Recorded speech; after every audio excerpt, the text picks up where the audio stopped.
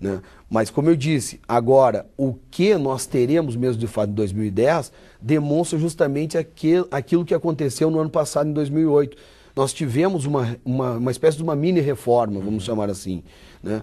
Uma mini-reforma porque acabou afetando vários artigos do Código de Processo Penal brasileiro, né? Mas uma reforma pontual em cima de determinados artigos.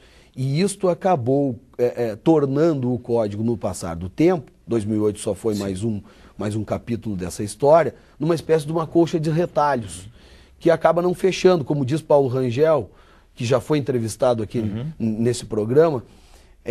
O Rangel, nas suas obras, diz que fica uma espécie de um Frankenstein, porque é um corpo de 1940 e uma cabeça, quem sabe, de 1988, que seria a Constituição, ou até mesmo depois dela. Então, de fato, nós temos que ter um novo código, mas, quiçá, sejamos abençoados e os nossos mandatários, os deputados federais principalmente, os senadores e depois, então, o presidente da República, tenham o cuidado de não desconfigurar todo esse trabalho feito cientificamente até aqui. E a expectativa é justamente o Congresso Nacional aprovar, né, professor? Porque a gente sabe que o Congresso é lento, né? Lentíssimo, né? Exatamente, principalmente em tratando de matérias polêmicas como estas, né? Nós sabemos que a violência urbana é um problema que afeta a toda a sociedade, o interesse midiático é muito grande em cima disso, né?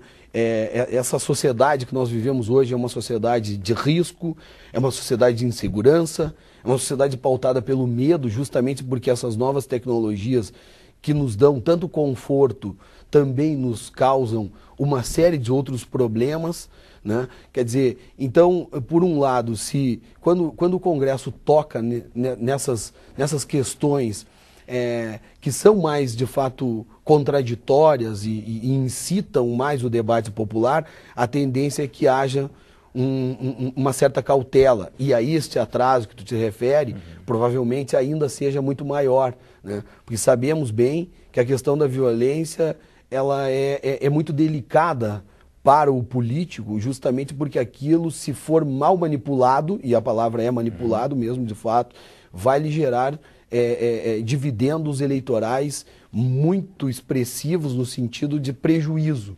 Ou seja, ou você tem dividendos com uma resposta simbólica, que é isso que o direito penal tem feito, ou então você tem prejuízos muito sérios por não ter manipulado da maneira que então pensou que deveria ser feito, o que é equivocado, porque aí acaba abalando toda a estrutura. E por isso que a gente vê aquele discurso de que essa lei não pega, né?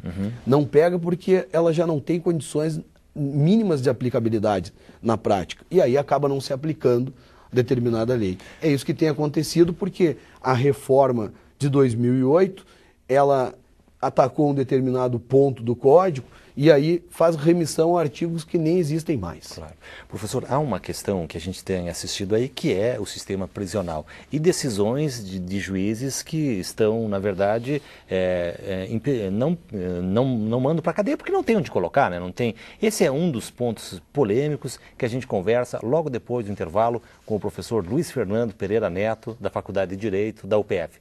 Voltamos em seguida.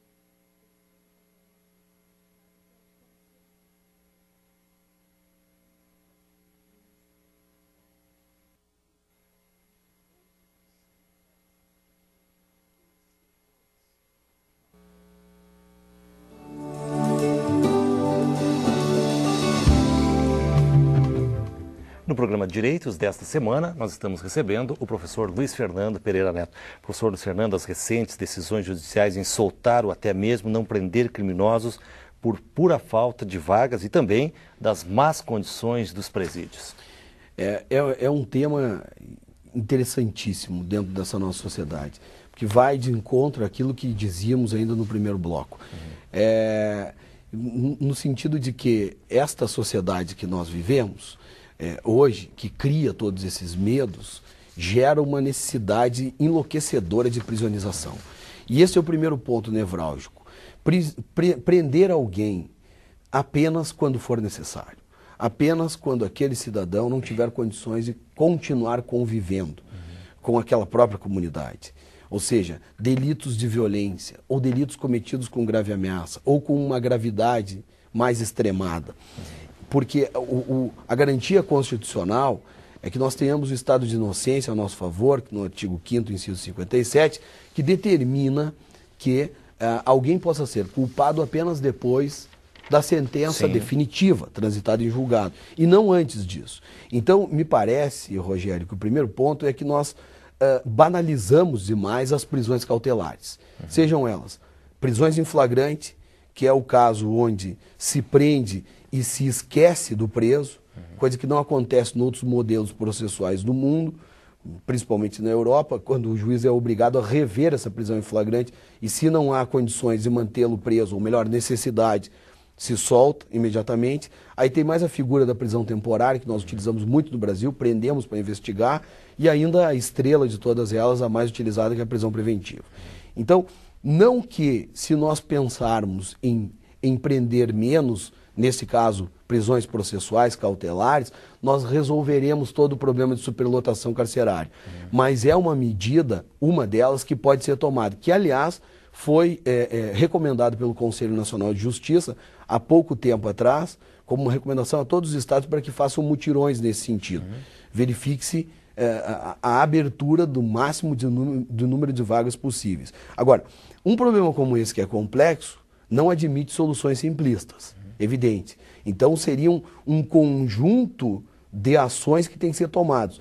E essa ação é apenas uma delas. Por outro lado, estas decisões que têm aparecido na mídia nos últimos dias, principalmente em virtude de uma decisão do juiz Paulo Irion, lá de Canoas, em maio ainda desse ano de 2009, em que determinou a soltura por falta de condições. Depois tivemos a 5ª Câmara determinando a soltura, melhor, não a soltura, mas a substituição pela prisão domiciliar, né, por falta de condições novamente.